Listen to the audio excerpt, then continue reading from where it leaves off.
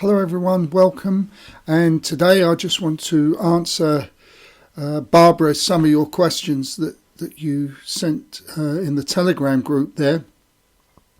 Very good questions, and hopefully I can put a different light on what's been said to you. So I've made some notes here from what's been given to me and some kind of order. And so I'll begin by just saying the first point you made is that your soul left your body for 4 years. You was told that your soul left your body for 4 years. I think it's highly unlikely that happened, because if that was the case, then it would be a signal for the darker forces to know that you're unprotected and you could experience a walk-in. And the walk-ins will be of a lower vibration. And obviously we don't see that with you. So there was clearly not a walk-in. And also consider that the soul, which is the manifestation of itself on the earth plane in the form of you, which is the soul, would not make such a decision, and unless it was part of the plan for the soul element on the earth plane to, let's say, it would be parked and won't get involved at all, because that was a plan, a mission to do something. And the soul element of yourself would have had to have thought that you were strong enough to cope with it and see it through. But I don't think that is the case at all. Because also consider that if the soul left your body, it would be giving up sovereignty as well, if you like. And I don't think that's something that you would personally do. Without the soul element there nurturing the human side of yourself, there is the risk also, even if there wasn't a walk-in, that perhaps there would be lack of empathy, lack of sympathy.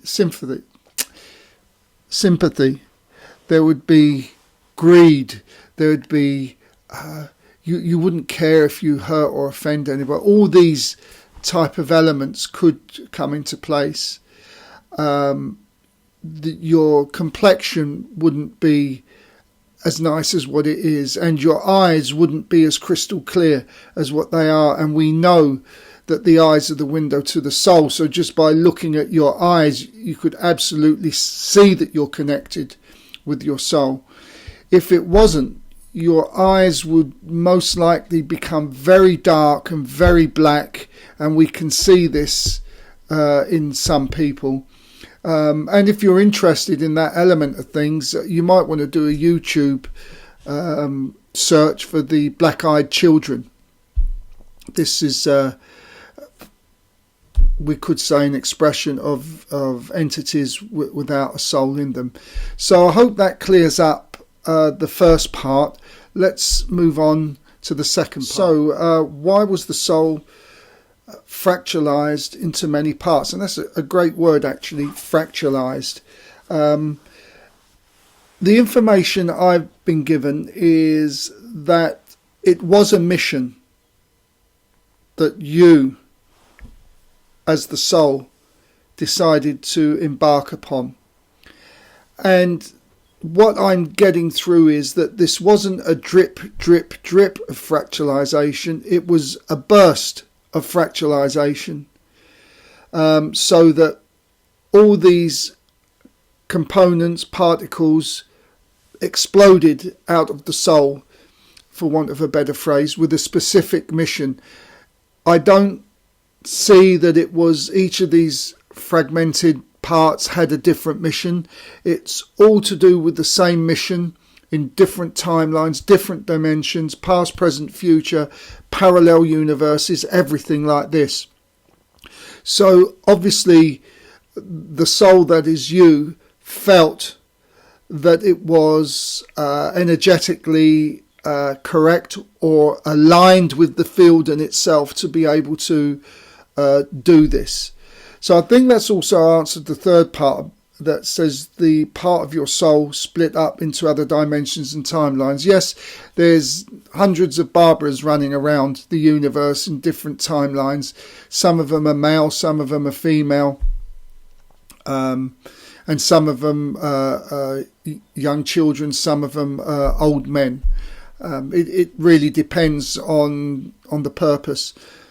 And so I don't think you've yet completed that mission on Earth, but certainly in the last year, and I think you felt it, there's been a lot of stuff happening to you that I feel has completed that mission, that you have got through most of your mission. There's still more to come. So you just keep going, and that's the end of it. And so eventually all these parts, when their mission is complete, will go back to the soul of the main frame, as it were. And so moving on to another point here, that it's been said that you have to reintegrate 40 parts of your soul into the body.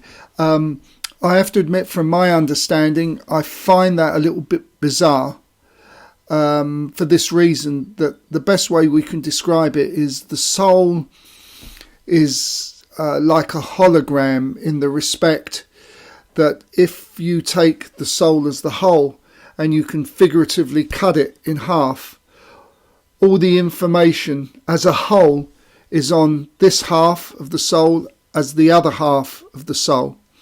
And if you were to cut each half into half again and have 4 quarters, each one of those quarters has all the information of the whole soul. And if you keep fragmenting it into smaller parts, each smaller part will have all the information as the whole.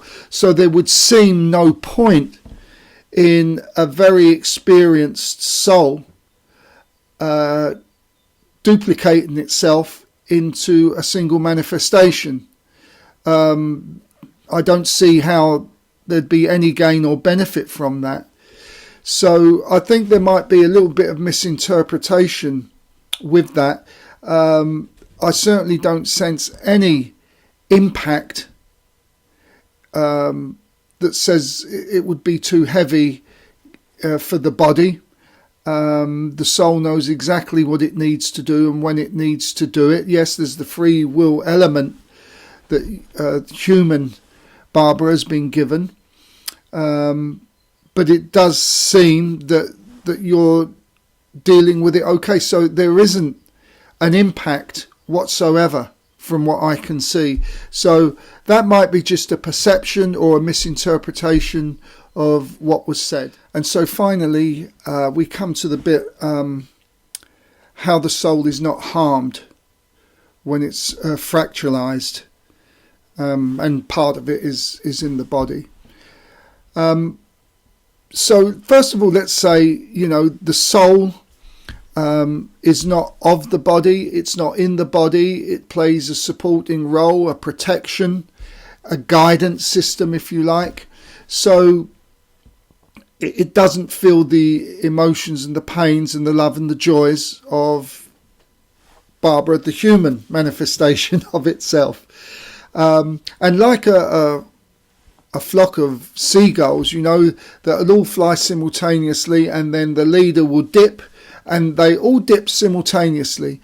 And this is kind of how your soul is. It waxes and wanes. It moves with every emotional movement and every physical movement of your body.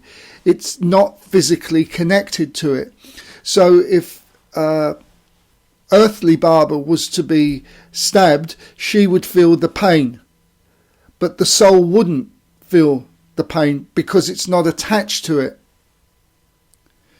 And in any case, just to complicate things even further, since the soul always was, is and will be, and knows all that was, is and will be, it would be fully prepared if it was in your life plan to, let's say, for you to be stabbed, it would be fully aware of it.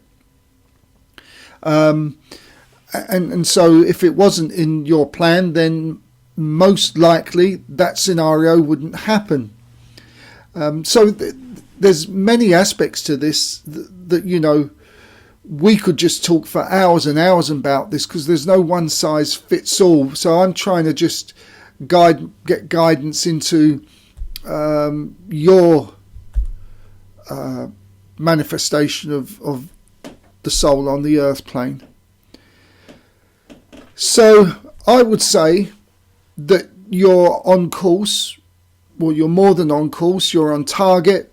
You're doing a fine job. I would say most of what you're experiencing is the free will element of earthly Barbara. It's the perception of what's happening, and you can change that perception anytime you choose.